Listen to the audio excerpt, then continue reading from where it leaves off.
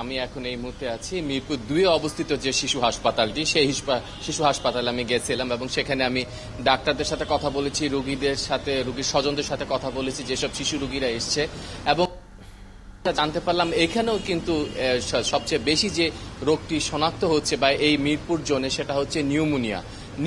এখন আপনাকে যেমনটি বলছিলাম যে আগে আমরা 2 বছরের মধ্যে দেখতাম যে বেশি নিউমোনিয়া শিশুদের আক্রান্ত হতো। এই তীব্র গরমে এবং গরমের সাথে কি ঠান্ডা পানি যদি কেউ একটু বা কোনো কারণে ঠান্ডা লেগে যায়, এখানে কিন্তু সেই রোগটা ধরতো। এখন কিন্তু সেটা দেখা যাচ্ছে যে সেটা কিন্তু এখন বয়স বা বেশি বয়সীদের মধ্যে এই রোগটা এখন দেখা যাচ্ছে, অর্থাৎ 3 থেকে 12 বছরের মধ্যে এই সংখ্যাটা কিন্তু এখন অনেক বেশি। এই নিউমোনিয়ার পরে কিন্তু আমি দেখতে পাচ্ছি পাতলা পায়খানা জনিত যে নানান রোগ আছে, আমাশা, ডায়রিয়া, এই রোগেরও কিন্তু আমি রোগী এখানে দেখছি।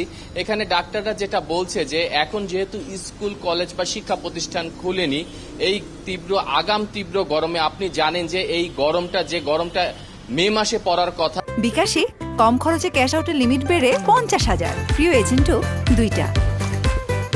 সেটি কিন্তু এখন এপ্রিলে পড়ছে, এই এপ্রিলের শেষ পর্যায়ে, এবং এখন যেহেতু 37 থেকে 38 ডিগ্রি সেলসিয়াস তাপমাত্রা থাকছে ঢাকার তাপমাত্রা, এবং আপনি জানেন যে ঢাকার যে আবহাওয়া বা পরিবেশ, যে ঢাকার যে আয়তন হিসেবে গাছপালার সংখ্যা খুব কম থাকায় এখানে কিন্তু আসলে ঢাকার অন্যান্য জেলা, বাংলাদেশের অন্যান্য জেলা আছে, এখানে কিন্তু গরমের মাত্রাটা একটু বেশি এবং ঘনবসতিপূর্ণ এলাকা ঢাকার বাড়িঘর, এবং এই কারণে কিন্তু আসলে বিশেষ করে শিশু এবং বৃদ্ধরা বেশি দুর্ভোগে পড়েছে। ডাক্তাররা এমনই বলছে। তো এই সময় ডাক্তাররা বলছে যে যদি বিশেষ করে শিশুদের 3 বছরের নিচে যে শিশুরা আছে, এদের শরীরের যদি তাপমাত্রা বেড়ে যায়, অর্থাৎ একটু গরম হয়ে যায়, জ্বর না, এখানে ঠান্ডা একটু স্বাভাবিক পানি দিয়ে তাকে একটু হয়তো দ্রুত গোসল করিয়ে বা ভিজা কাপড় দিয়ে মুছে নেওয়াটা একটু পরামর্শ দিচ্ছেন, যাতে শরীরের তাপমাত্রাটা ঠিক থাকে।